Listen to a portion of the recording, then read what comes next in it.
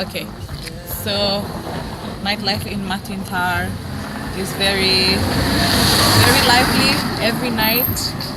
Um, there's development and construction happening around every night, every day, and everything is yes. That's the club right there, and the youth, due to the massive development in the community, youth. It's very how do you say? It attracts a lot of youth from around not only in Matintar but everywhere in Nadi. And Matintar is one of the one of the hot spots. Yes, one of the hot spots in Nadi. Yeah. Yeah, mostly teenagers, mostly underage, prostitution, drugs, anything you name it, all here happening in Matintar. So yes. So, do you think you can, the youths, is there anything can be done to help them to get out of this pool in the hotspot of Nandi, which will be becoming the city in a couple of months' time? City. What can we do to help the youth from prostitution, drugs, and unemployment? What do you think can be done to help these people? What do you think? Anything? Just anything? I think it all begins at home. At home, right? At home. Yeah, your values, build it up from there. Moral values especially. What the Christian values? Christian values, yes. Does they play an important role in this? That does play an important role. Christian Okay, what's your message to the religious people out there? The churches, and what's your message? What would you encourage them concerning this? How to fix this problem? Yeah. How to churches. Do you think the churches are sleeping, or are they? What do you think? I don't know. It's not my place to say that they're sleeping, but I can say they could like have more understanding perspective towards life. More understanding perspective would be more helpful instead of because mostly all you hear is judgment. It's more mutual understanding. What do you think about Jesus? Sorry. Now, what do you guys think about Jesus? Does he play any part in your two's life? Yes, he does. Okay. Okay, God bless you too. Have a good evening. God love you. Thank you. Alright, good morning everybody. It's a Friday morning. It's about 8 a.m. in the morning, and we thank God for another new day, giving us the breath of life, enabling us to see another new day, and to just feel and just breathe the air and everything.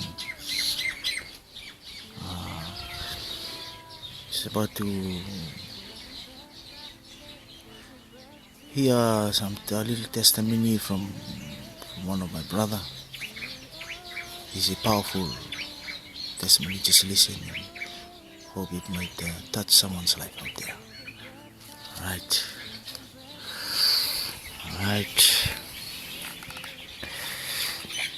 Yeah, bro. So, like I told you, when I came from Suva, I came with only a backpack.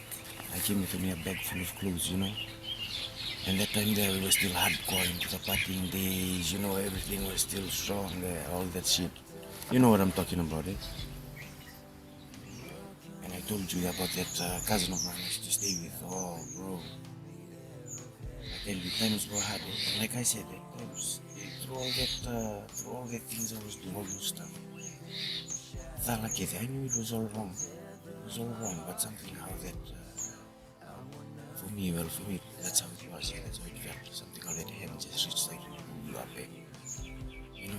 sort of like yanking you out of the water. And for just those few moments, you can breathe like fresh air. You know what I mean? My brother, imagine to be living like that. People talking about you, you can hear them. After that, you go and sit at the dinner table with them and you eat. You break bread with these people. I went through all of them. Biasanya tayo nakakavak. Sarang, remember? Long sarang. And then all of a sudden, I just masuk and everything, big and small, the smallest thing, smaller than butuh naik ya gitu na bosa. You know? That's right. Yeah, bro. Then all of a sudden I was hit with not, it took a while. It took a while and it was, took me like a couple of months to get on my feet there. I was jobless, I was like hopeless. Basically just useless. It took me like 2 months, Come to that point where you even question yourself, Me, I have no confidence problem. I have no confidence problem. I'm not scared to say what needs to be said. If it's the truth, then I will say it. End of story. I was in I can tell you. So for me, I to start doubting myself. It was like getting very iffy for me. And then my missus told me, hey, remember this, because I was in a hurry, my brother. Who wouldn't be in a hurry? I have a family to provide for. I got bills to pay, man. Right. I got bills to pay. I got a family to provide for. And then to top it all off, in this country, we gotta do it for what? A minimum wage of $2.68. $2.68, bro? Are you joking? You gotta be. Speaking about struggle, just tell me a little bit about the street life. Your experience. You have a lot of friends out there, right? Oh, bro, heaps. I tend not to, because of the fact that I get judged before anything, judged at first sight. I don't a lot. I tend not to judge people. So I have friends from every walk, Right. every walk of life. And when I say every walk of life, I mean every walk of life. Right. From the streets to the police stations, to the courthouses, to jail. I've got friends everywhere. And I mean friends like my friends. I would invite them into my house to come and relax, That's what I mean. Huh? Yeah. So what do you want to know about the street life, bro? Imagine at $2.68 an hour minimum wage in this country, people still affording to buy fucking ice and cocaine, bro.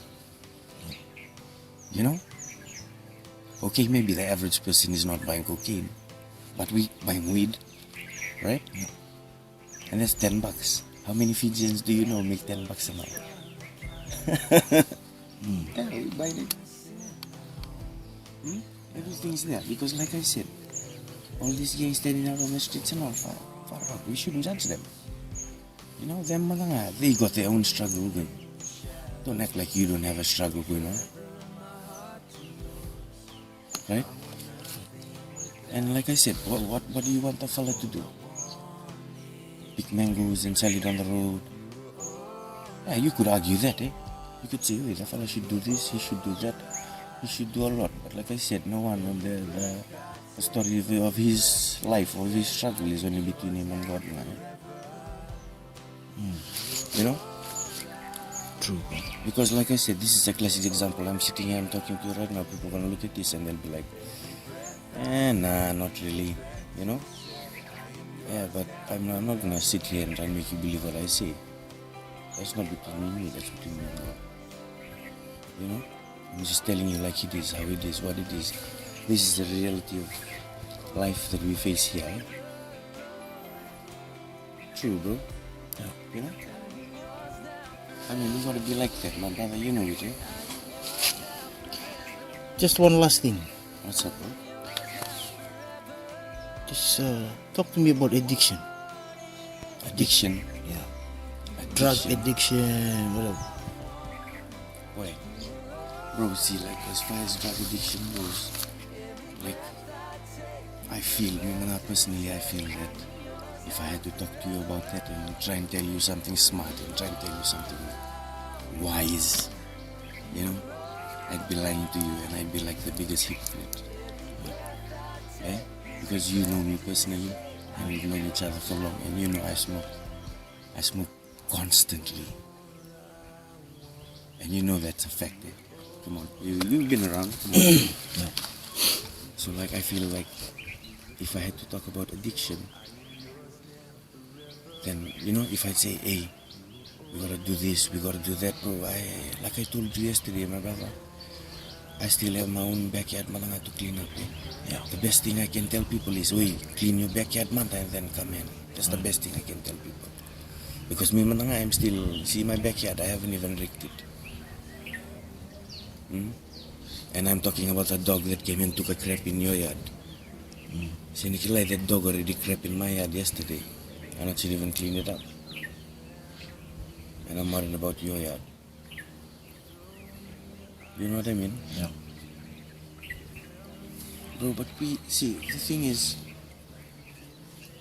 as far as addiction goes, I wouldn't say I'm addicted, but the whole reason that I like to smoke, the whole reason that I do smoke, is for me, I think that it gives me a different perspective on things. Right? You know what I mean? On which usually I'd be very maybe double-minded about, or something like that. You know? Opens up a different angle that you can look from. You know? So to all the gang that's addicted or whatever, you know, it's your life. Again, that's between you and God, eh? No one can judge you for that. I'm the last one to judge you for that. But the fact of the matter is, if you're addicted, what are you doing about it, eh? Like, you're gonna smoke, okay, smoke. But what do you do? Eh? We know many different kinds of smokers, and again, what they smoke and just relax and trip, do nothing. You know what I mean? Snap out of that zone, eh? You know, do something. Right. And so that's what I try to do.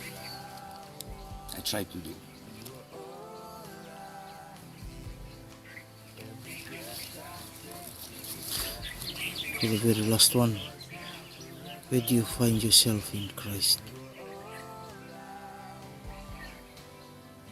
My brother, I didn't expect you to ask that question. That's a new one for me. Yeah. But I would like to say, I think we would all like to say, in his heart, but the fact of the matter is right now, I probably think I am in his bosom. You know, that's how I feel. Yeah. I'm strong, I'll fight. But for me, like right now, I'm invincible. There's no greater protection, like I said.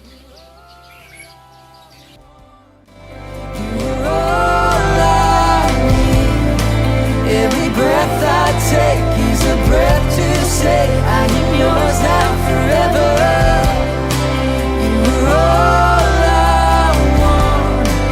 You were all I need. Every breath I take is a breath to say I am yours now forever. You were all I want. You were all I need. Every breath I take is a breath to say I am yours now forever. You are all I want. You are all I need. Every breath I take is a breath to say I am yours now forever.